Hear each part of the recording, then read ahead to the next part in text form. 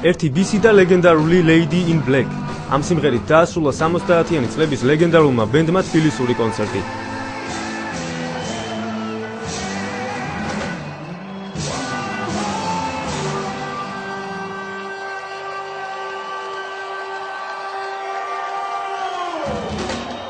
შოუს დაწყებას როკის მოყვარულები მოუთმევადეობდნენ. მაყურებელთა შორის ასაკიანი მსმენელი ჭარბობდა, რომელთა უმრავლესობა 10 წლეულების განმავლობაში ჰიტების ერთგული გულშემატკივარი იყო.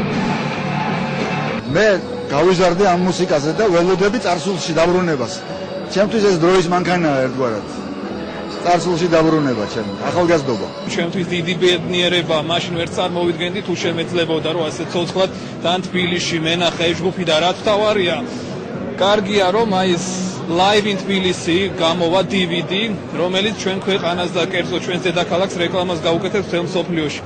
ეს არის ჯგუფი ლეგენდა, ჩემი თუ შეიძლება ასე ვთქვას, ბავშვობის თუ სტუდენტობის წლების. რა თქმა უნდა, ეს ასოცირდება იმ პერიოდთან, როდესაც თავისუფლება ჩვენთან შემოდიოდა ამერიკის ხმით და ესეთი ჯგუფების ფარული კასეტების გავრცელებით. He is a real fan. No, it's Bob. Yeah, no. Bob is a real expert. ჩვენ სომხეთში ნახევარი წლის წინაც ვიყავით იურაი ჰიპის კონცერტზე და დღესაც დიდ როკს ველოდებით.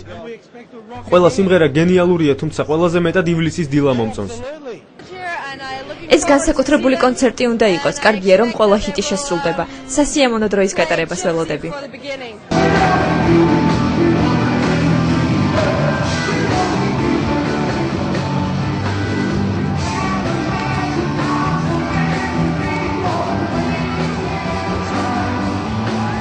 მოლოდინი გამართდა და ფილარმონიას ყველა კმაყოფილი ტოვებდა, თუმცა მაყურებლის ნაწილი უფრო ხანგრძლივ სანახაობას ელოდა.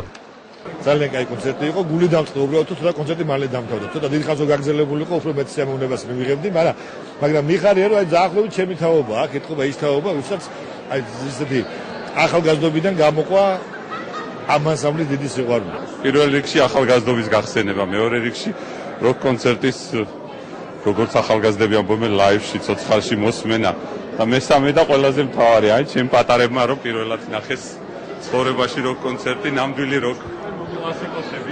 დიახ, ძალიან. ნამდვილი როკ კლასიკა.